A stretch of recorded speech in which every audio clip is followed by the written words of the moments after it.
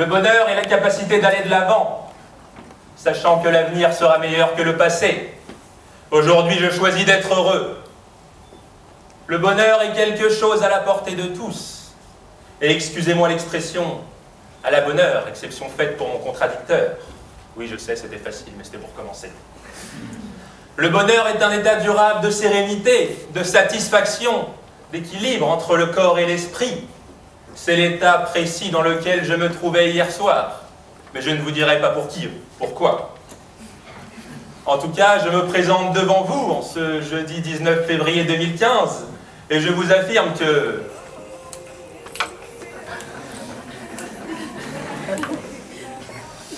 Alors oui, je suis heureux.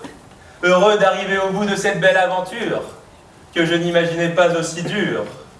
Mais une fois trouvé la bonne allure, à cheval sur ma belle monture, je n'ai pas envie de finir sur une rature. Monsieur le Président, Mesdames et Messieurs les membres du jury, cher public et chers contradicteurs, laissez-moi vous énoncer la question, objet de cette ultime confrontation, et qui nous mènera à la libération. Le bonheur est-il dans le pré? Et que sommes-nous censés comprendre à la lecture de ce sujet? Si vous me le permettez, avant de commencer et d'entrer dans le vif du sujet, laissez-moi vous raconter un petit aparté. Désespéré de ne pas trouver l'amour à l'approche de la fin de mes études, mon binôme, ici présent, fan de Candy et de la petite maison dans la prairie, m'a vanté les mérites de trouver mon bonheur avec une bonne fermière, au doux nom de Bérangère. Par l'intermédiaire de l'émission L'amour est dans le pré, elle espérait me caser, mais je lui ai rétorqué que le bonheur ne se résume pas à être avec un agriculteur, mais le bonheur est effectivement dans le pré. Alors oui, je suis prêt à être heureux.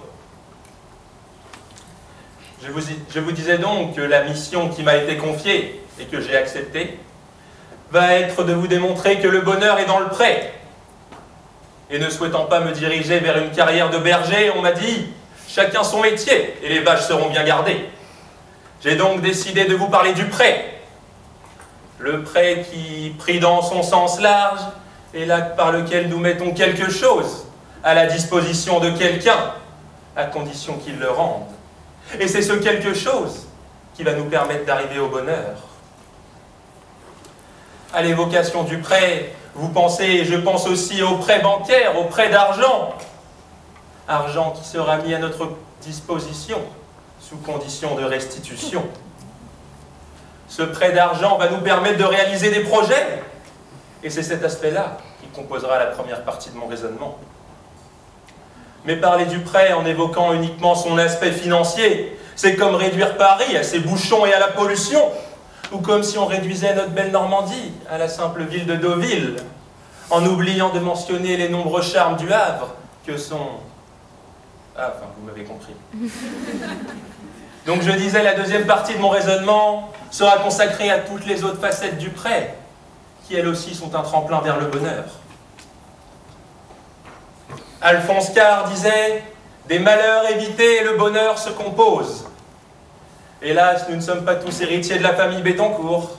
Les difficultés financières sont monnaie courante et cela est valable pour la plupart d'entre nous. Ce que je vais vous démontrer, c'est que le manque de liquidité peut se résoudre en prêt. L'exemple de mon binôme ici présent va illustrer ce que je suis en train d'avancer. Avant, sa dentition laissait vraiment à désirer, comme l'atteste cette photographie, ici présente, datant de quelques semaines, à force de s'engouffrer de friandises. Il a fallu lui enlever toutes ses dents, comme une belle jument. Elle a dû contracter un prêt pour en supporter les frais. Et voyez le résultat, elle ne cesse de sourire et de montrer ses belles dents à tout le monde, à tel point que ça en devient gênant. Voyez donc un bonheur évité, voyez donc un malheur évité et un bonheur gagné. Le prêt est un moyen financier permettant d'avancer et de concrétiser des projets. Et à ce titre, je peux vous mentionner le prêt immobilier, le prêt étudiant, ou encore le prêt à la consommation. Et vous voyez directement à quoi cela renvoie. Voyez que le prêt est synonyme d'accomplissement de projet. Et comment peut-on être heureux si l'on n'avance pas, si l'on ne va pas au bout de nos rêves et de nos objectifs? Albert Camus ne disait-il pas « Il faut savoir se prêter au rêve lorsque le rêve se prête à nous ». Je dirais en conséquence que le prêt nous offre de l'argent, du temps, et donc des possibilités d'organiser et de construire notre vie. Laissez-moi encore une fois illustrer ces propos avec un petit récit d'une étape de ma vie. Il était une fois Robin, étudiant flâneur au sourire charmeur, rencontrant Marie. Pour impressionner cette fille, il passa son permis, mais manquant cruellement d'économie et n'ayant plus un radis, il demanda à son banquier aigri de lui prêter de la money. Celui-ci acquiesça pour un crédit. Il emmena Marie avec sa nouvelle Audi et du fait de longues balades sur le plat pays. Ils tombèrent amoureux, mais se séparèrent à cause de l'ennui. Non, soyons honnêtes, Robin, comme une petite souris, a réussi à se frayer un chemin dans le cœur de Julie, la meilleure amie de Marie. Mais rassurez-vous, c'en est fini de cette success story. Certains pessimistes, dont fait partie mon contradicteur, parleront sûrement des abus des banquiers dans la pratique des intérêts excessifs lors de l'octroi de prêts à la consommation et des conséquences que cela engendre sur le surendettement des particuliers. Mais à cela, je dirais d'abord qu'il y a des lois qui viennent réglementer le prêt et que ces lois ne sont pas faites arbitrairement, mais en prenant en compte les différents risques encourus par ces opérations. Certes, rien n'est parfait, mais cela n'a-t-il pas au moins le mérite de nous donner notre chance de réussir et d'accomplir des choses que seul le prêt nous permette? La Grèce, sans les ailes multiples des différents États européens, du FMI et de la Banque Centrale Européenne, aurait-elle eu une chance de pouvoir espérer sortir la tête de l'eau? Dois-je vous rappeler que le 4 février 2015, c'est-à-dire tout récemment, la Banque Centrale Européenne a annoncé la fin du régime dérogatoire qu'elle accordait aux banques grecques? N'est-ce pas un signe que les prêts à hauteur de 550 milliards d'euros accordés à la Grèce ont remis un peu de bonheur, si je peux me le permettre, à sa situation économique? Et même si ce n'est pas très glorieux de le dire, vu le contexte difficile, les prêts permettent de maintenir l'activité bancaire. Et vous le savez comme moi, si les banques vont bien, alors nous on va bien. Et si nous on va bien, c'est aussi parce que prêter nous procure du bonheur. Et cela est vrai, qu'il s'agisse d'argent ou de toute autre chose. J'aime énoncer ce proverbe qui dit que les biens de ce monde ne sont que des prêts. Cela signifie qu'en soi, l'acte de prêter n'est pas un acte anodin. Prêter, c'est offrir sa confiance, c'est créer des liens, se rendre compte que finalement, dans cette vie, rien ne nous appartient. Les biens de ce monde, à l'origine, ne nous appartiennent pas. La terre que l'on cultive ou l'eau qu'on puise, tout appartient à la nature. Nous ne sommes que des emprunteurs de ces biens qui contribuent à notre bonheur. Heureusement, prêter ne se limite pas à la monnaie et peut aussi porter sur des aspects non pécuniers. Prêter à autrui est une action inhérente de l'être humain, c'est aller vers les autres, donner de sa personne. Et si prêter un livre ou prêter un vêtement peut vous paraître quelque chose d'anodin, je peux vous assurer que quand une femme prête un jean à sa copine, il y a dans ce geste un symbolisme fort d'amitié. Elles sont, vous pouvez en être sûr, liées pour la vie. Si j'affirme avoir trouvé mon bonheur à l'université, vous allez tous penser que je suis taré. Et pourtant, j'y ai trouvé mon bonheur, moi qui ne suis pas un grand bosseur. La bibliothèque universitaire, à défaut d'être mon repère, m'a permis plusieurs fois de ne pas tomber plus bactère. À la veille du partiel de droit du crédit, abasourdi par l'ennui, mon instinct de survie me rappelle que j'ai dû oublier un outil. Mon code civil, ce camarade de promotion, qui par malheur ne se trouve pas en ma possession. Je prends mes jambes à mon cou et j'entre dans la bibliothèque absolument prête à tout. Mais heureusement pour moi, en plein milieu du rayon droit, se dressent face à moi des dizaines de codes civils, me demandant qu'est-ce que je les prenne. C'est alors que j'en choisis un, afin de faire un emprunt et d'en prendre le plus grand soin. Et le lendemain, seul face à mon destin, le code civil me tend la main. Et il m'a fait le plus grand bien.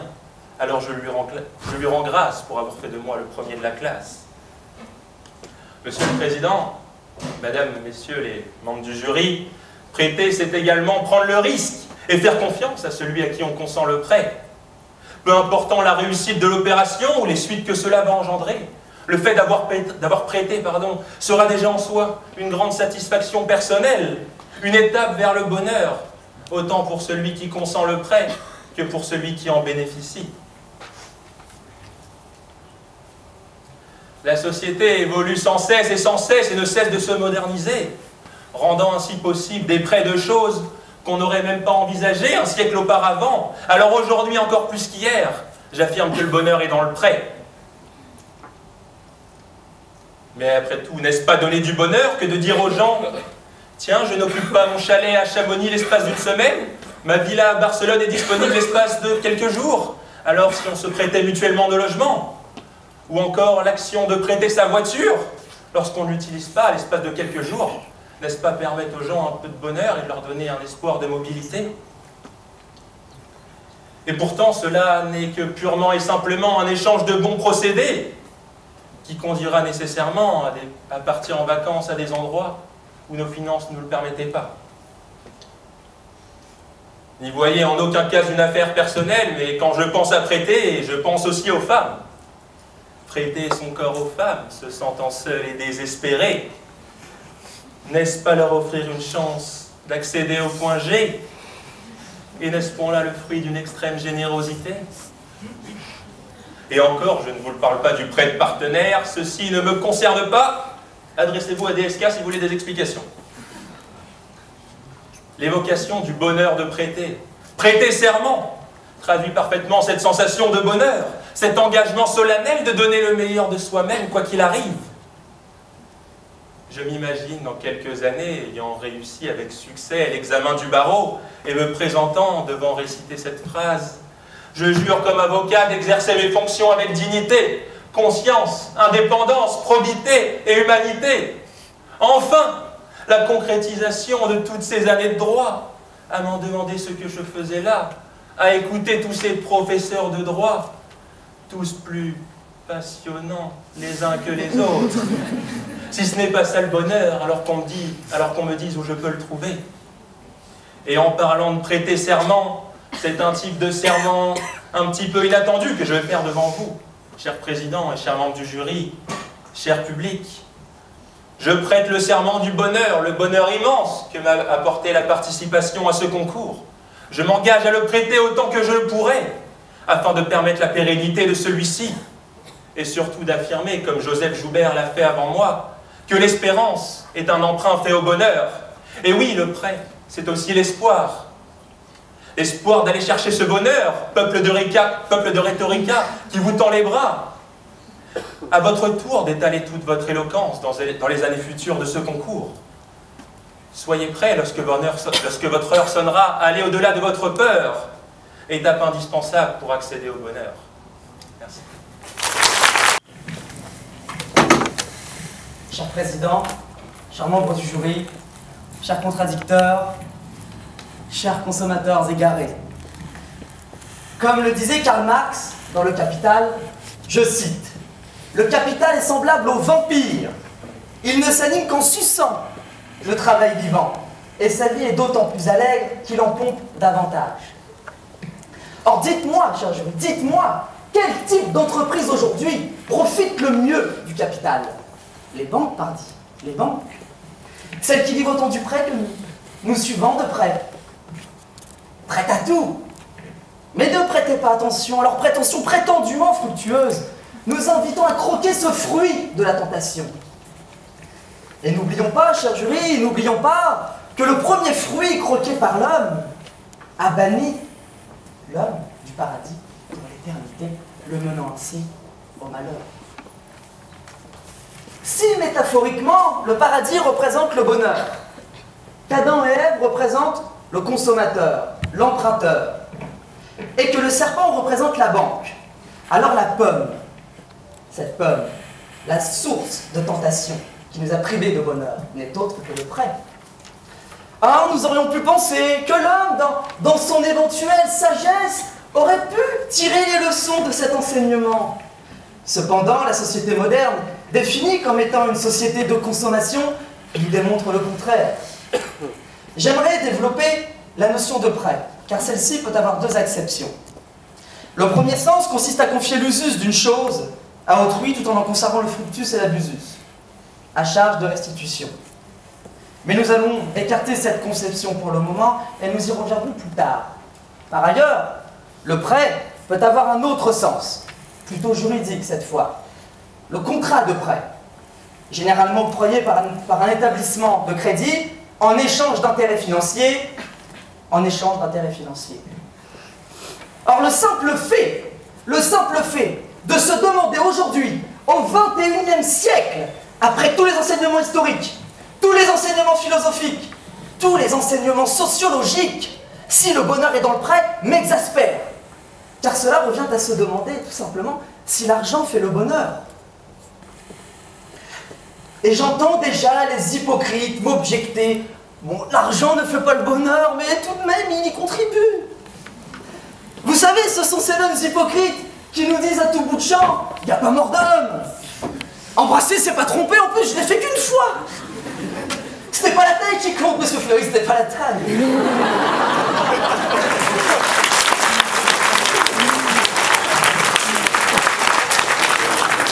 Ceux qui affirment cela ne parlent pas en connaissance de cause.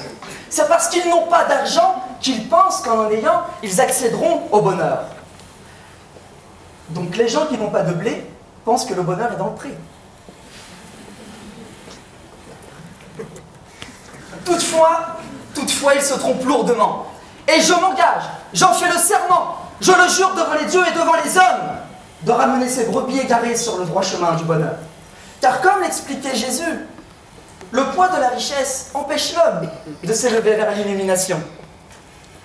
Autrement dit, l'argent ne contribue pas au bonheur des hommes, mais contribue à contrario à l'en éloigner. Vous remarquerez en outre que notre société moderne a vu deux phénomènes se développer de manière exponentielle. D'une part, la consommation, et d'autre part, la dépression. Or, ceux-ci se sont développés concomitamment. Excusez-moi.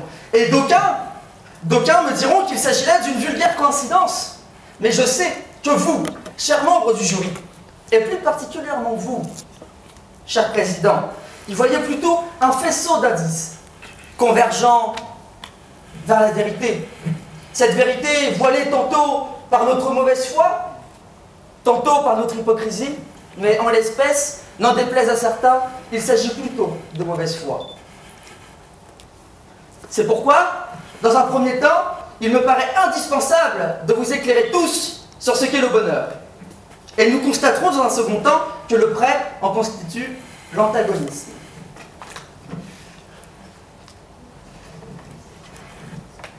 Excusez-moi. La notion de bonheur. Tout le monde parle de bonheur. Mais qui sait réellement ce qu'est le bonheur? Mon contradicteur? Je ne le pense pas. Dans l'apologie de Socrate, Platon nous affirme que le sage est celui qui sait qu'il ne sait pas. Le sage est donc celui qui sait qu'il ne sait pas ce qu'est le bonheur. Et il va tout faire pour le découvrir. Ainsi, une multitude de philosophes ont voué leur vie à la quête du bonheur dans sa conception objective la plus pure. En effet, Platon, dans la République, à travers l'allégorie de la caverne, nous explique qu'il y a deux mondes. Le monde concret et le monde abstrait. Le monde matériel et le monde des idées, avec un grand I. Or, l'homme est enchaîné à un rocher au centre d'une caverne, immobilisé face à un mur qui représente le monde matériel. Notre monde, pauvre de nous, c'est-à-dire celui dans lequel nous vivons. Et il me perçoit du monde extérieur, le monde des idées parfaites, uniquement les ombres se propageant sur la paroi. Ainsi, l'idée de bonheur, c'est-à-dire sa conception idéale, parfaite, objective, est hors de portée de la caverne. Pour autant, l'homme n'ignore pas son existence. L'homme n'ignore pas son existence. Mais il n'en a pas une bonne vision. Sa vision est imparfaite.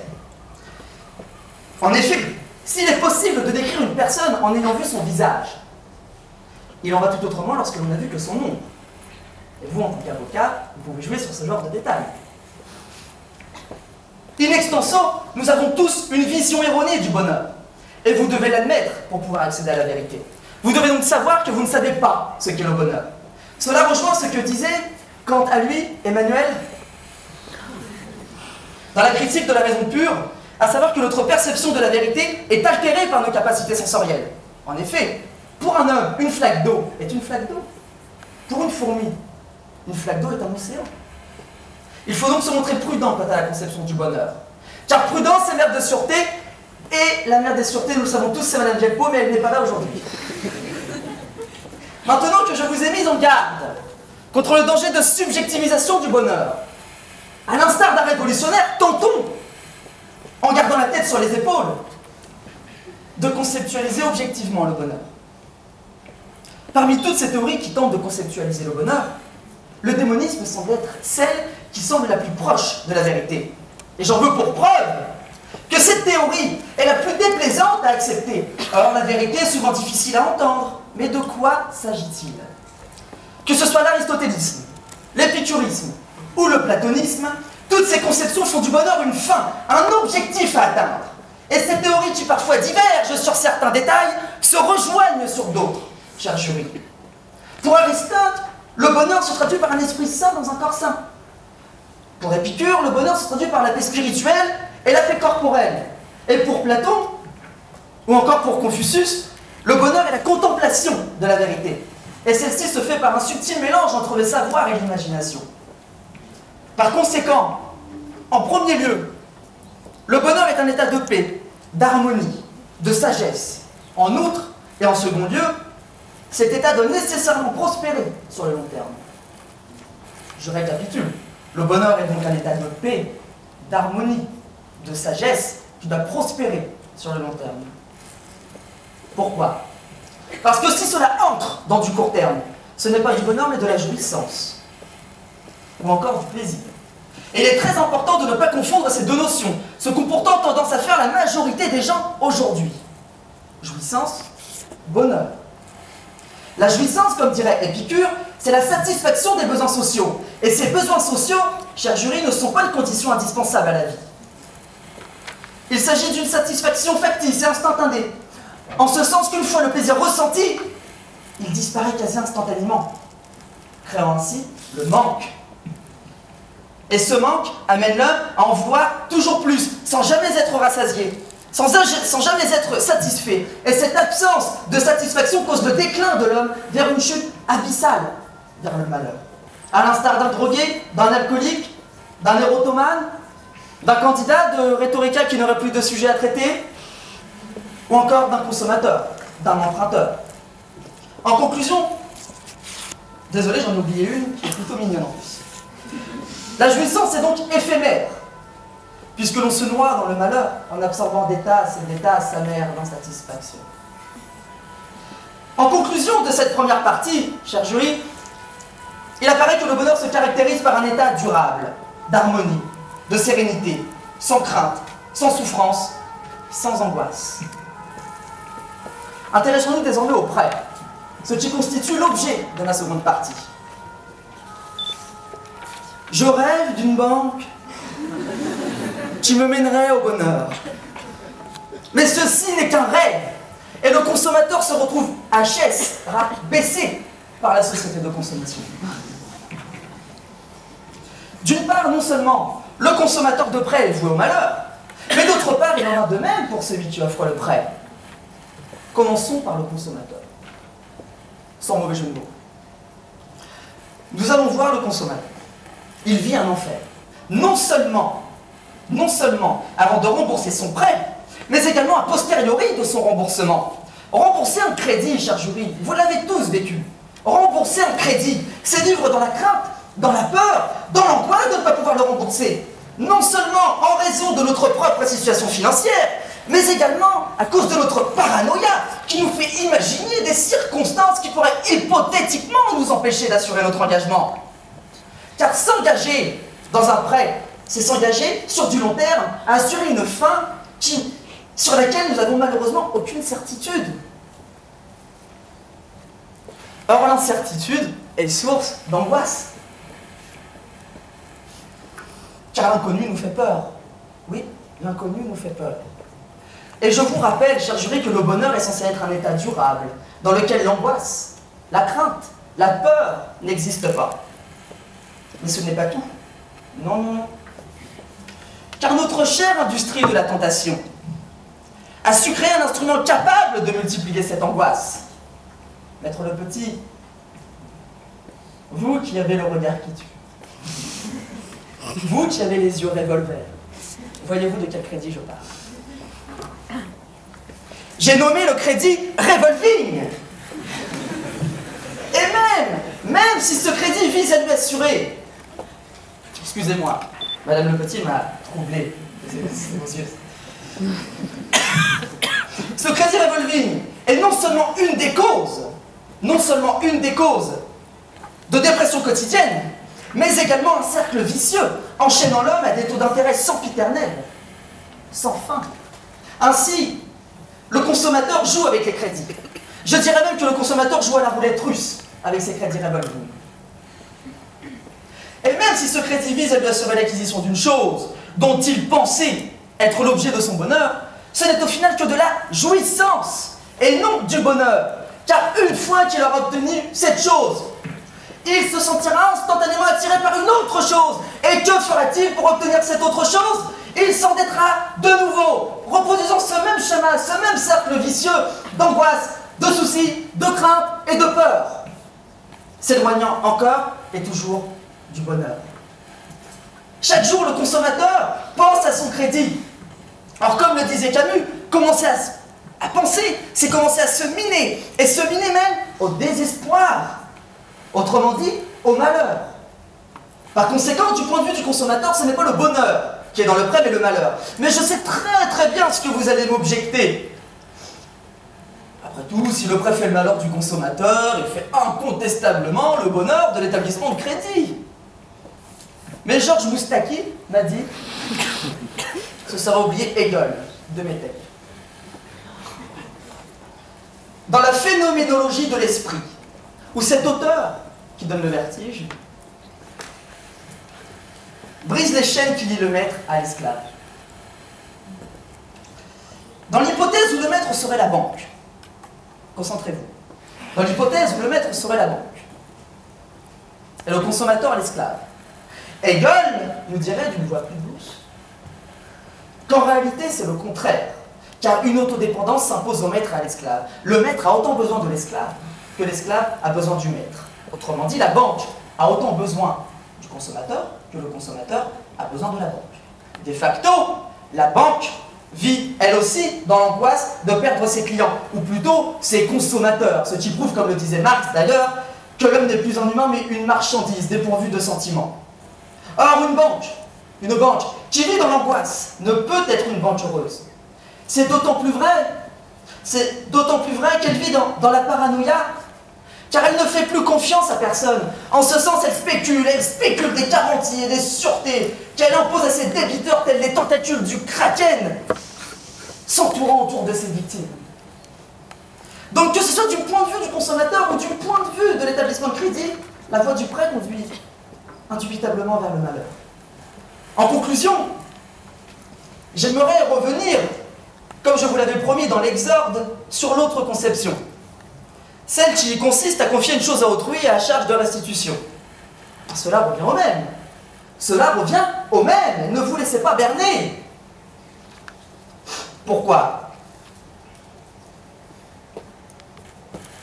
Parce que celle qui consiste à confier une chose à autrui et à charge de restitution, parce que celui qui prête la chose et qui vit dans l'angoisse de ne jamais, il vit dans l'angoisse de ne jamais la récupérer. Ou de la récupérer, mais dans un mauvais état. Ben, vous suivez, Madame Petit. Merci. Sinon, je peux répéter. Et celui qui se voit confier la chose, vit dans la crainte. Mais dans quelle crainte? Dans la crainte d'un procès s'il ne restitue pas la chose dans l'état initial. Par conséquent, il apparaît que le prêt correspond plus à la notion de jouissance qu'à la notion de bonheur. Le bonheur n'est donc pas dans le prêt. Et il est incontestable que le prêt est au malheur, ce que Madoff est à l'escroquerie boursière. Merci. Monsieur le Président, Mesdames, Messieurs les assesseurs, chers contradicteurs, chers publics, J'ai remarqué que mon contradicteur ne me donne pas assez de crédit. Et permettez-moi de vous dire qu'il n'a pas été très attentif à mes propos. Il définit lui-même le bonheur comme la capacité d'aller de l'avant. Mais à cela, j'aurais tort que c'est plutôt à lui d'aller de l'avant. Nous ne sommes plus à Rome où le prêt avait pour conséquence d'aliéner l'emprunteur, le ramenant à un statut d'esclave lié physiquement à son prêteur. Désormais, avant d'accorder un prêt, les banquiers sont tenus à de multiples vérifications sur la situation financière de leurs clients, telles que leur capacité de remboursement, et j'en passe. Ils ont également un devoir de conseil qui les engage à informer l'emprunteur des conséquences d'une telle opération, afin de limiter au maximum les risques de dérive. Et, chers contradicteurs, n'a-t-on pas créé spécialement un code pour la protection des consommateurs? Ce n'est pas quelque chose d'anodin, il me semble. Tout est fait pour que l'emprunteur y trouve son bonheur. Et le point fort du procédé du prêt, je vous le demande, n'est-il pas qu'il sait s'adapter aux caractéristiques des parties? Et qu'en cas de problème, la justice est là pour y remédier et faire cesser les abus. Enfin, mon cher contradicteur, en vous écoutant parler, m'est venue soudain l'envie de vous poser une question. Comment allez-vous faire vous-même pour acheter votre première maison? Allez-vous prendre vos économies cachées dans votre tirelire en forme de cochon? Oh que non, ce ne sera même pas suffisant pour en poser les fondations. Ou encore, comment vous-même allez encore faire si vous avez l'ambition d'être un jour votre propre patron ou de monter votre cabinet? Allons, ne soyez pas ronchons à l'évocation de cette constatation, je vous prie. Usez donc de votre raison. Et si vous devez un jour prêter serment, puisque votre dessein est de devenir avocat, pourquoi vous infligez-vous tant de complications? Votre bonheur est à portée de main. Ne soyez pas si dramatique. Don't worry, man. Be happy. Saisissez les subtilités de ce message bien attentionné. Quant aux mots dont vous souffrez, laissez-moi vous dire que ce ne sont que des mots, toujours des mots, encore des mots, qui sonnent faux, comme votre plaidoirie. Et je vous prête mon stylo. Alors tâchez de conclure notre duo avec brio. Merci.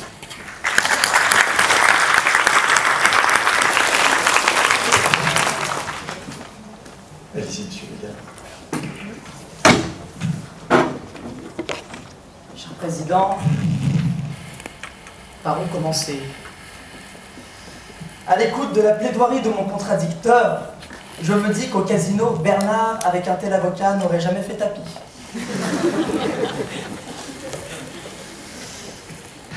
Vous estimez que l'argent permet d'acheter ce qu'on veut dans le prêt? Très bien, mais que faites-vous de l'amour? Avez-vous acheté votre copine, si vous l'avez? Avez-vous acheté votre copine? Je l'espère pas. Ou alors, changez vite, très vite, parce qu'elle va bientôt vous quitter. Ensuite, vous estimez que le prêt permet aux gens d'acheter ce qu'ils désirent, et vous affirmez que le bonheur est dans le prêt. En ce qui concerne mon contradicteur, il n'est pas dans le bonheur, mais il est dans le fantasme. Car il s'imagine que grâce au prêt, tout le monde accède au bonheur. Oui, mais c'est oublier une grande partie de la population qui ne peut pas avoir accès au prêt. Que faites-vous des personnes malades? J'ai un exemple très très concret. Une personne est en Cotorel, elle touche l'AAH, l'allocation d'adulte handicapé. Elle se présente dans l'agence, elle veut un appartement. Non, elle ne l'a pas. Elle ne l'a pas. Donc, elle ne peut pas accéder à cela, donc elle ne pourra jamais accéder au bonheur, d'après votre théorie. Malheur à ces personnes alors. Désolé pour elles. Ensuite, mon contradicteur, au final, nous a donné une conception subjective du bonheur, en estimant que le bonheur était dans le prêt. Cher contradicteur, vous évoquiez donc, pour certaines personnes, l'argent constituait le bonheur. Et donc, il le trouverait dans le prêt.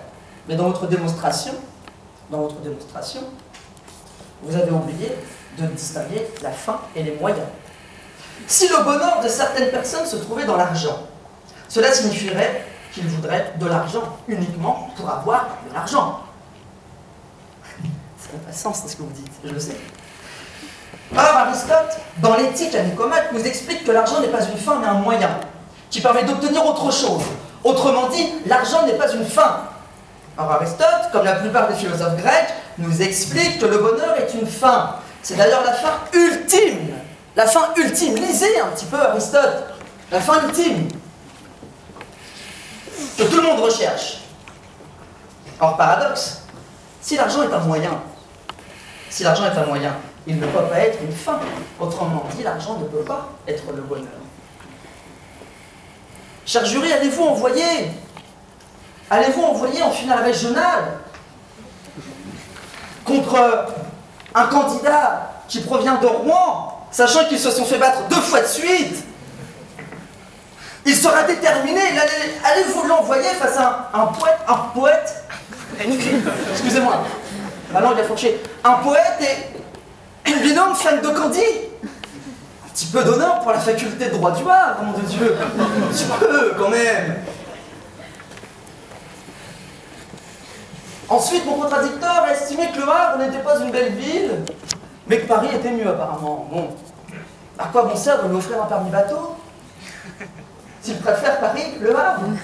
C'est pas logique. Enfin, après nous avoir donné une liste exhaustive, non exhaustive du prêt, c'est-à-dire qu'on pouvait avoir une voiture, emmener sa compagne. D'ailleurs, ça me revient. Mon contradicteur a dit, c'est très bien si une personne nous prête une villa à Barcelone ou un chalet. On ne m'a jamais proposé ça. On ne m'a jamais dit, Constantin, tenez une villa à Barcelone, tu te sentiras bien. Non. Au pire, on me prête un stylo.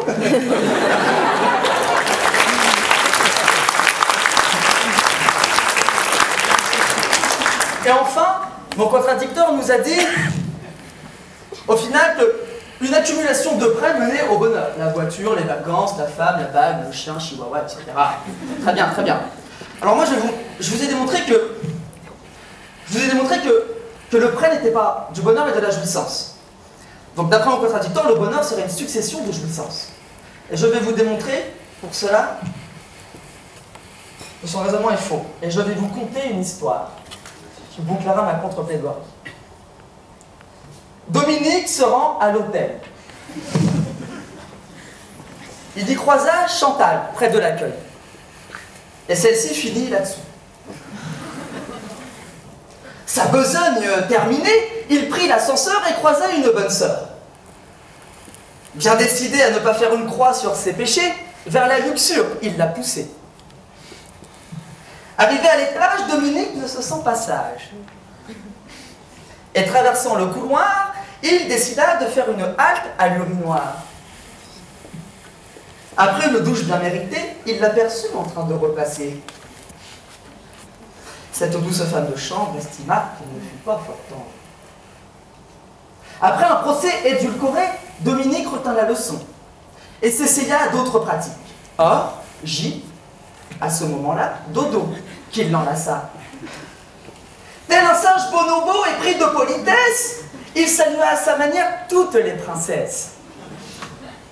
Résultat des courses, il perdit femme, emploi, carrière et dignité, juste pour satisfaire ses désirs d'âme bâtée.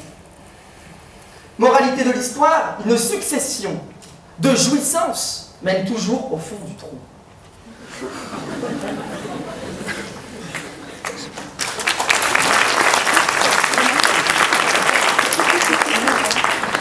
Je sais que vous attendiez de moi, cher professeur, que je vous fasse rire de manière accessoire. J'espère ne pas vous avoir déçu. Cette dernière plaisanterie n'est pas un prêt, c'est un cadeau que je vous offre. Soyez donc heureux. Merci. Expliquer que le prêt, finalement, c'est recevoir quelque chose de quelqu'un à condition de le rendre. Est-ce que le bonheur peut être parfait, du coup? parfait, je ne sais pas, mais il peut être durable, tel que je vous l'ai décrit pendant toute la période dans laquelle on a cette chose en possession. C'est à ce moment-là, quand on bénéficie du prêt, qu'on atteint cet état de bonheur. Après, évidemment, il faut le restituer. On perd un peu forcément notre bonheur. Parfait, je ne sais pas, mais durable, oui. Durable, donc consommer pour vous, c'est être heureux. C'est la thèse que j'ai défendue, et ne vit-on pas de plus en plus dans une société de consommation, et faut-il ne pas vivre avec son temps et s'adapter aux mœurs de notre société? Oui, désormais, le bonheur peut se trouver dans la consommation. Malheureusement, c'est le cas. Malheureusement ou heureusement. Et si on ne veut pas s'adapter justement et pas forcément vouloir consommer, est-ce qu'on est forcément malheureux? Non, mais je ne connais pas d'alternative aux prêts dans notre société qui permettent aussi facilement et aussi simplement d'accéder, de réaliser, d'achever des objectifs, de réaliser des rêves, comme je vous l'ai décrit. Et pour moi, le prêt, justement, est un moyen direct et assez simple d'accomplir à ça. Après, on peut ne pas, rien n'oblige personne à prêter, on aura du mal à accéder à certaines choses, comme je l'ai démontré. Notamment pour acheter une maison, ça va être compliqué avec les économies qu'on a sous l'oreiller, et ça va être impossible. On n'aura sûrement pas assez. On n'a pas forcément besoin d'être propriétaire pour être heureux. Et puis c'est... Vous avez dit prêter, c'est faire confiance. Alors, finalement, est-ce qu'on ne dit pas de façon un peu prosaïque que souvent on prête aux riches? Et qu'on a bien raison, puisque finalement les autres, ils ont du mal à rembourser. Ben moi, j'ai envisagé ça au-delà des conséquences, et peu importe, mais que l'opération se termine bien ou pas, entre guillemets. La confiance, c'est confiance à la personne, qu'elle soit riche ou pauvre, c'est ce moment-là qui va être aussi un trait de bonheur. C'est le fait de savoir que nous-mêmes, on a fait confiance à quelqu'un et qu'on a essayé de l'aider dans le chemin pour qu'il puisse accomplir des choses. C'est cette chose-là en elle-même qui est synonyme de bonheur, peu importe que ce soit un riche ou un pauvre. Personnellement, pour moi, ça ne change pas grand-chose. Donc vous pensez que ça rend les banques heureuses de faire un tel acte? Je pense que les banques vivent en partie grâce à nos prêts. Donc je pense que oui, quand on vient pour leur demander un prêt, ils ne vont pas lui dire de partir en courant. En général, ils nous retiennent. Et vous disiez que c'était un plaisir durable, que ça se termine bien ou pas. Vous êtes convaincu? Tiens, il se passe quoi quand ça se termine mal? Voilà, qu'on ne récupère pas la chose qu'on a prêtée, c'est le triste sort, mais en général, en tout cas pour tout ce qui est du prêt bancaire, la banque a des moyens de contraintes qui sont assez forts, et en général, elle arrive toujours tôt ou tard à récupérer ses sous, donc je ne me fais pas trop de soucis pour eux en tout cas. Et si elle n'y parvient pas, qui est heureux dans l'histoire? Ni l'un ni l'autre. Oui, qui alors? Celui qui n'a pas fait de prêt, peut-être. Oui, mais ma question n'est pas là. Celui qui n'a pas réussi à rembourser et celui qui n'est donc pas remboursé, qui est heureux dans l'histoire? Ouais, on ne me dit pas l'huissier, hein. Non, ouais, il va y avoir des ennemis. La réglementation est faite de sorte que le prêt, comme j'ai dit, sa grande force, c'est qu'il est capable de s'adapter aux modalités de remboursement de chacun, aux caractéristiques des parties, de telle sorte qu'on est censé arriver à un remboursement à la fin de chaque prêt. Et ce cas que vous évoquez n'est pas censé. On est censé. On est censé. Merci. Vous pensez que le prêt de votre stylo, tout à l'heure, ça a rendu heureux votre contradicteur et ça a créé cette complicité, notamment avec l'anecdote du jean, qui m'a interpellée en tant que candidat. Moi, je me suis senti très lié, en tout cas, en lui passant ce stylo. En lui prêtant ce stylo, j'espère qu'il en a fait un bon usage et que ça saura nous créer des liens pour le reste de la vie. J'en doute pas. Donc, avec ça, vous êtes heureux aujourd'hui? Ah ben, j'ai fait ma bonne action de la journée, tout va bien. Monsieur Le Garde, est-ce que vous savez ce que c'est, vous, le bonheur? Le bonheur, tous ces philosophes que vous avez cités. c'est une fin, c'est la paix, la sérénité, la paix corporelle, spirituelle, être bien dans sa peau au quotidien. Ce qui contredit donc la thèse de mon contradicteur, car le prêt engendre forcément des angoisses et il y a forcément un moment où on n'est pas bien. Très, très difficile à atteindre, le bonheur. Oui, ça, on a bien compris que vous étiez en désaccord total, mais est-ce que vous résumez finalement les choses, c'est-à-dire que la vie, c'est un long souci d'argent? La vie est un long souci d'argent pour les personnes qui ne se préoccupent que de l'argent. Malheureusement, c'est vrai dans la société de consommation d'aujourd'hui, nous sommes obligés de contracter des prêts pour vivre et on est en quelque sorte esclave de la banque. Comme je vous l'ai démontré, la banque c'est esclave. C'est un cercle vicieux, mais on est loin du bonheur. Et multiplier les prêts et les crédits, c'est synonyme d'infidélité pour vous?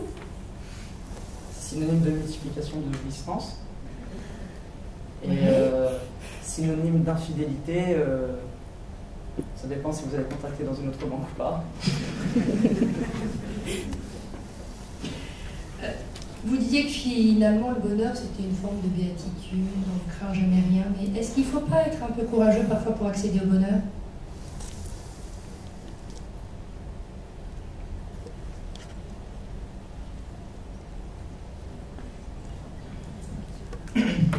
Je pense que oui, il faut être courageux en sachant que le prêt n'amène pas au bonheur. Donc c'est pas toujours si simple. J'ai jamais dit que c'était simple. Qui a déjà atteint le bonheur? On ne sait pas.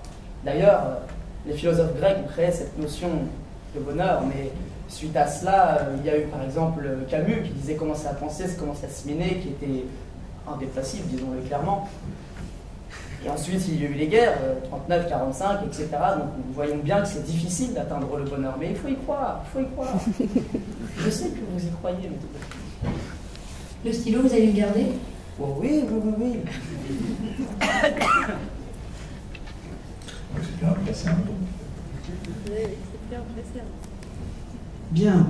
Alors, je ne vous prêterai pas maître Myriel Petit trop longtemps, parce que nous, on est très heureux avec Myriel au barreau, et donc ne comptez pas là-dessus, c'était le préalable que je voulais faire. J'ai bien noté que certains étaient, je dirais, plutôt charmés, mais nous aussi, nous sommes, et donc nous récupérerons maître Myriel Petit à l'issue de ce débat.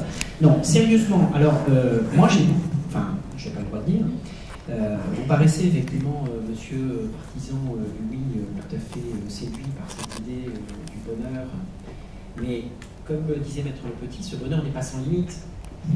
Et la limite au bonheur que vous nous présentez, c'est la restitution. Vous n'avez pas évoqué la restitution.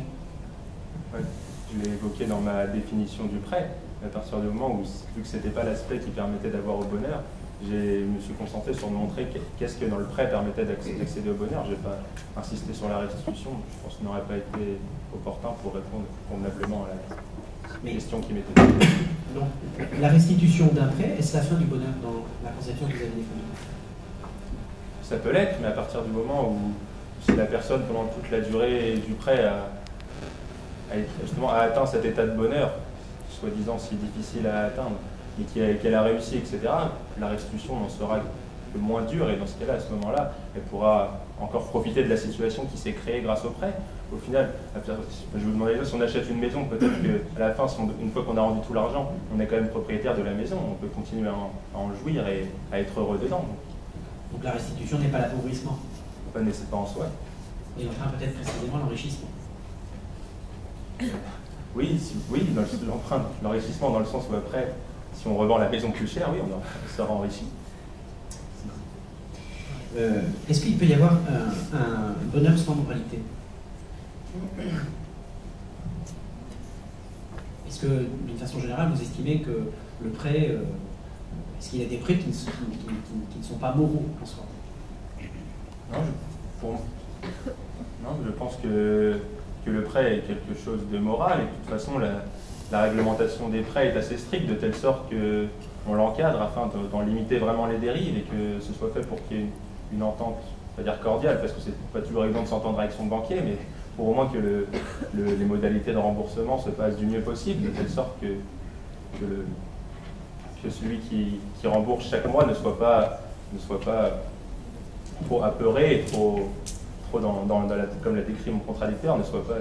Il décrivait le fait que ce soit vraiment difficile, qu'on a toujours un moment où on se sent pas bien, mais pour moi c'était pas ça. On peut rembourser un prêt tout à fait paisiblement si avec le banquier on se met d'accord sur des échéances, si on étale bien les remboursements, qu'on prend en compte comme le banquier doit faire la situation financière de son client. Pourquoi le client aurait-il des problèmes après s'ils ont pris toutes les précautions nécessaires au final?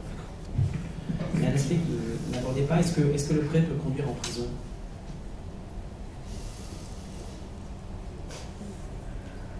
j'ai évoqué dans le sens où les dérives du prêt, ça pouvait être le surendettement, et donc après le surendettement. Et si on ne restitue pas à terme, ça se passe quoi? On a le droit aux questions juridiques. Pas droit aux questions juridiques? Non, je sais pas. Comment? Interdit de répondre aux questions qui parlaient. Dans tous les cas, vous avez largement partagé le bonheur qui était le vôtre dans votre prestation. Alors, Monsieur Le Gall. Monsieur Le Gall. Petite question, Monsieur Le Gall. Est-ce qu'un prêt peut être charitable? Est-ce que vous avez critiqué S'il est à taux zéro, mais... S'il est à taux zéro, oui, mais malheureusement, il y a très peu de prêts à taux zéro aujourd'hui. D'accord. Donc les prêts à taux zéro sont forcément des prêts désintéressés pour tout le monde. Je ne maîtrise pas aussi bien que vous, je pense, le système bancaire, mais ce que je peux dire, c'est que pour moi, un prêt à taux zéro est en quelque sorte charitable pour la personne, car elle ne perd pas d'argent. Est-ce que vous ne pensez pas que le prêt peut être, enfin le prêt d'une façon générale peut être à la fois source d'enrichissement et présider une certaine conception d'un développement économique harmonieux pour tous ceux qui peuvent en bénéficier? Je ne pense pas que le prêt soit une source d'enrichissement. Par exemple, j'ai contracté un petit prêt pour acheter ma voiture. Elle a décoté, donc j'ai perdu beaucoup d'argent. Voilà. Pas d'enrichissement. Pas tout. Qu'est-ce que vous pensez du concept d'économie positive qui mettent à disposition des plus pauvres des microcrédits, le microcrédit? Vous connaissez? Le microcrédit. Dites-moi. À l'attention des personnes les plus déshéritées, on leur consent des petits prêts avec des petits remboursements. C'est peut-être pour les avoir à long feu. Donc c'est pas désintéressé du tout dans ce cadre-là. Non, c'est pas désintéressé. La banque ne fait jamais rien pour rien, je pense. Vous connaissez ma tante? Dites-moi. Je ne connais pas ma tante. Ma tante, c'est le Mont-de-Piété. C'est là où les gens vont à la mairie pour déposer des objets en contrepartie quoi on leur prête des sommes. Voilà. Et la tente se porte bien, de façon générale. Les prêts se portent bien. C'est de la parole. Merci. Alors, monsieur, vous avez dit tout à l'heure, réduire Paris à ses bouchons revient à réduire la Normandie à Deauville. Est-ce que pour vous, aller à Deauville, c'est aussi pénible que d'être dans les bouchons de Paris? J'ai pas fait la... C'est exactement ce que vous avez dit. Réduire Paris à ses bouchons revient à réduire la Normandie à Deauville. Dans le sens où Paris ne se résume pas à ses bouchons et la Normandie ne se résume pas à Deauville. J'ai pas dit que c'était aussi pénible des deux, j'ai dit que c'était réducteur, et c'est souvent l'image qu'ont les gens en premier, on dit un Normand peut venir à Paris, évidemment il y a des bouchons et de la pollution, on doit faire rester dans cette petite Normandie paisible.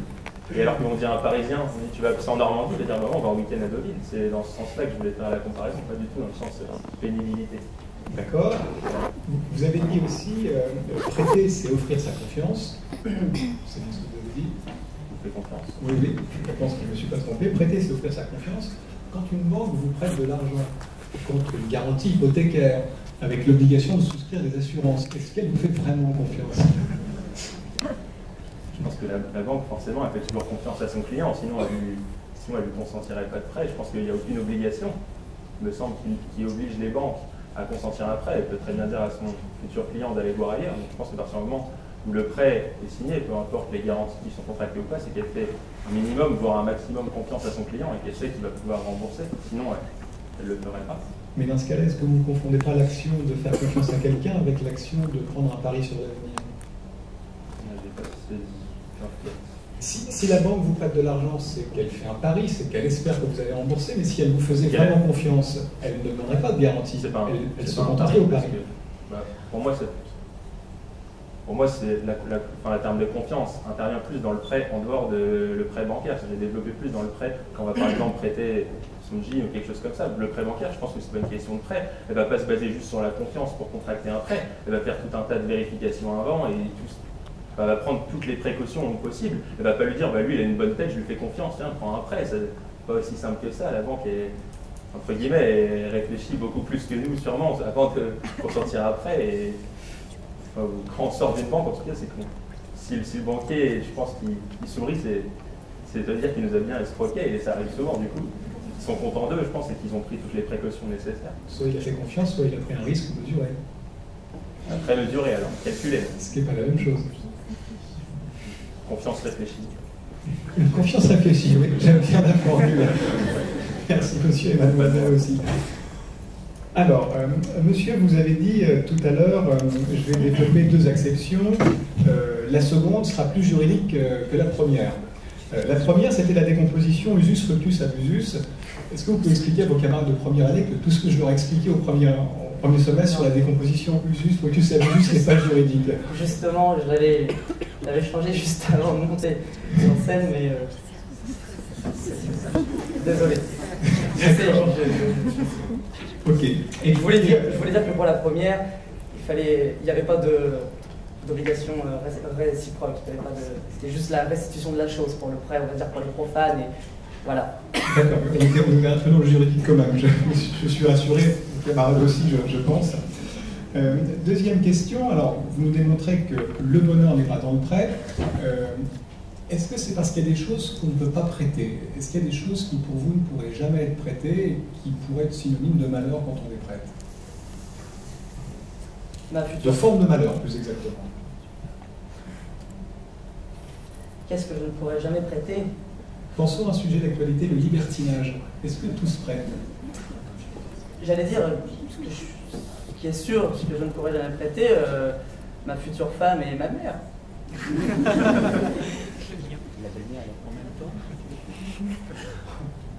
En même temps. D'accord. Et alors, pourquoi est-ce que vous ne pouvez pas les prêter? Est-ce que c'est par une conviction personnelle ou est-ce que c'est lié à la notion de bonheur? C'est pas lié à la notion de bonheur, mais c'est personnel, c'est une question d'éthique.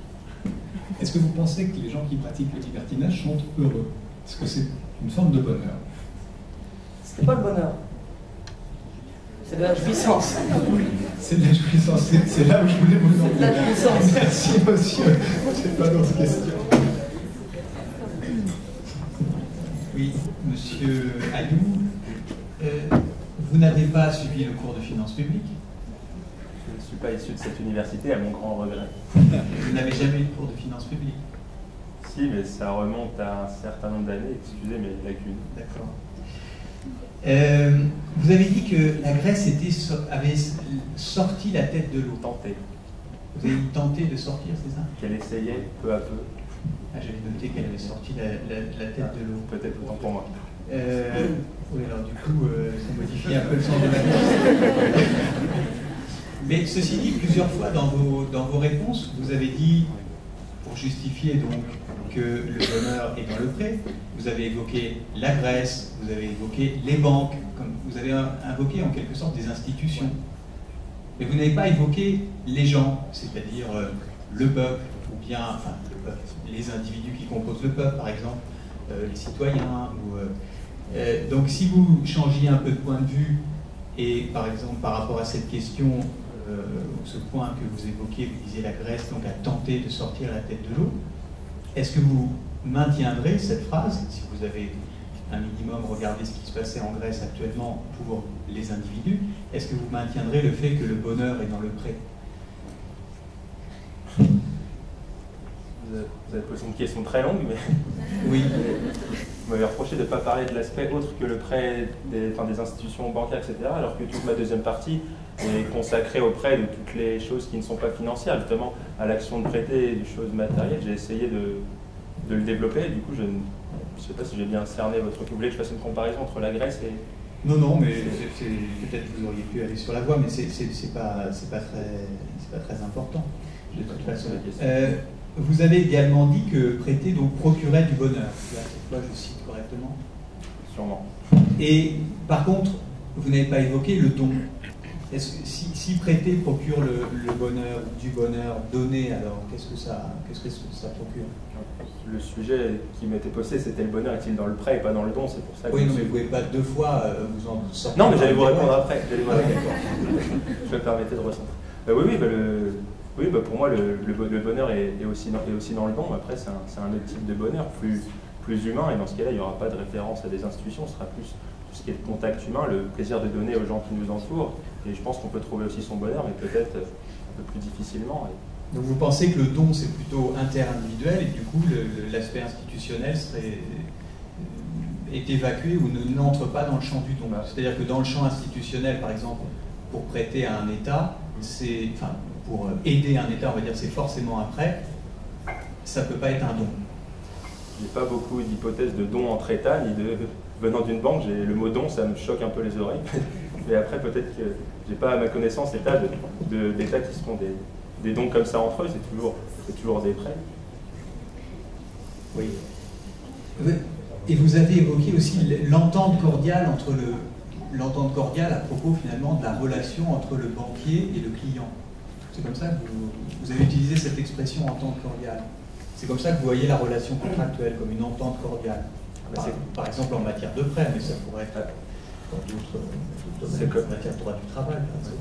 Pourquoi ne pourrait-il pas y avoir une entente cordiale entre un emprunteur et son prêteur à partir du moment où, si vous voulez que je vous parle du prêt bancaire, il me semble que la personne qui va consentir un prêt, elle s'assoit à une table avec son banquier, ils discutent et ils se mettent d'accord sur quelque chose. Donc pourquoi y aurait-il un désaccord à partir du moment où les parties signent le prêt? Si elles signent, c'est qu'elles sont d'accord, et donc l'entente après, la désentente pourra naître au fur et à mesure, mais au moment du prêt, il y a forcément une entente entre eux, à mon sens. Merci monsieur. Monsieur Legal, alors vous avez donc défendu cette thèse selon laquelle le bonheur n'est pas dans le prêt, mais plusieurs fois ça a été évoqué. Emprunter, donc le fait qu'une banque prête à un particulier pour devenir propriétaire. Est-ce que devenir propriétaire, pour vous, donc, ça ne participe pas du bonheur? Pour moi, devenir propriétaire, c'est de la jouissance. Parce qu'une fois que le propriétaire, ce mot va faire rire. Mais est-ce que vous êtes sûr? Est-ce que le droit de propriété, c'est un droit naturel, inaliénable et sacré? Oui. Alors c'est juste un droit, c'est une nouvelle catégorie de droits qui serait des droits de jouissance. Sauf que le bonheur est une fin. Or, quand on devient propriétaire, on peut encore avoir envie d'acheter une autre maison encore plus grande, donc ça ne s'arrête pas. Le bonheur, ça se stoppe, c'est une fin. C'est là qu'il y a la nuance. D'accord, merci. Une deuxième question. Donc vous récusez tout intérêt du prêt dans la participation au bonheur, mais est-ce que vous ne pensez pas plutôt que finalement le problème, ce n'est pas le prêt, mais c'est plutôt le loyer de l'argent qui est prêté, c'est-à-dire les intérêts? Ce n'est pas le prêt en soi qui est contestable. Est-ce que vous pouvez reformuler, s'il vous plaît? Je suis aussi peu clair que ça, ou ça fait deux fois. Peut-être la façon dont je fais ça. Donc, je reprends. Donc, je vous demandais si le problème, finalement, ce n'est pas le prêt en lui-même, mais c'est plutôt les intérêts qui sont liés au prêt. Que ce soit le prêt en lui-même ou les intérêts liés au prêt, de toute façon, le prêt ne mène pas au bonheur. Parce que dans tous les cas, si on consent à un prêt, on en voudra forcément un autre jour. Donc ce n'est pas une fin. Et en plus qu'il y ait des intérêts, prouve encore plus que ça ne mène pas au bonheur. Parce que la personne ne s'enrichit pas. Si par exemple vous allez dans une banque et vous demandez 1000 €, s'il y a des intérêts, vous ne vous enrichissez pas de 1000 €. Au final, vous allez perdre plus que 1000 € vu que vous devez rendre plus. Donc dans tous les cas, désolé, mais le bonheur n'est pas dans le... Donc c'est une posture morale. Le prêt, même à taux zéro, ne peut pas même à taux zéro participer au bonheur. Non, parce que c'est bien le prêt à taux zéro, c'est génial, je l'encourage. Mais ce n'est pas le bonheur. C'est un plaisir, c'est de la jouissance. Ça permet d'obtenir un bien sans payer plus cher que prévu. Et ça on devra forcément, de toute façon, prêt à taux zéro ou non, on doit le rembourser. Donc ça nous met quand même des soucis en tête pour le rembourser. C'est pas le bonheur. Merci. Alors le temps passe et je suis un petit peu embêté parce que vous avez alors 30 secondes chacun, pas plus, de toute manière c'est ce que j'avais prévu. Une question pour chaque candidat. Monsieur Alou, le sujet c'était le bonheur est-il dans le prêt, mais le prêt de quoi? Parce que en fait vous avez ramené tous les deux la question au prêt d'argent. Enfin, alors dites-moi, en 30 secondes, pas plus. Non, justement, je ne voulais pas réduire le sujet au prêt d'argent, parce que pour moi, c'était passé à côté de plein de choses. Donc justement, après, comme je dis, il y a le prêter serment, après on peut prêter une voiture, on peut prêter plein de choses, et il y a peu de choses dans notre société qui ne se prêtent pas maintenant, et justement, je trouvais que c'était vachement réducteur de réduire au prêt d'argent. Hiérarchie dans tous ces... Non, tous ces prêts, le bonheur de prêter peut se retrouver dans n'importe quelle sphère du prêt, et je ne placerai pas les prêts, ils sont tous sur la même. Ce qui compte, c'est ce qu'on ressent quand on fait le prêt, et le bonheur que ça te procure à celui qui en bénéficie. D'accord. Et vous, monsieur Le Gall, vous ne pensez pas que le bonheur est plus dans l'indépendance? Parce que le prêt, c'est la dépendance vis-à-vis de quelqu'un. Donc finalement, qu'est-ce que vous en pensez? Pas nécessairement. Pas nécessairement. Le prêt, c'est être bien en soi et surtout ne pas se soucier de tout ce qu'on a pu faire précédemment. D'ailleurs, pour rebondir sur ce qu'a dit mon contradicteur, il a parlé de prêter serment. C'était le bonheur de prêter serment, mais à mon grand regret, je suis sûr qu'il y a des avocats qui ont prêté serment qui regrettent aujourd'hui. Ils peuvent rendre le serment puisque c'est un prêt. Plus. Donc, pour vous dire, je suis sûr qu'il y a des avocats, par exemple, qui regrettent aujourd'hui d'être avocat, qui auraient peut-être préféré faire autre chose. Donc, prêter serment ne mène pas toujours au bonheur non plus, décidément. Très bien. Bravo à tous les deux de toute manière. On va délibérer.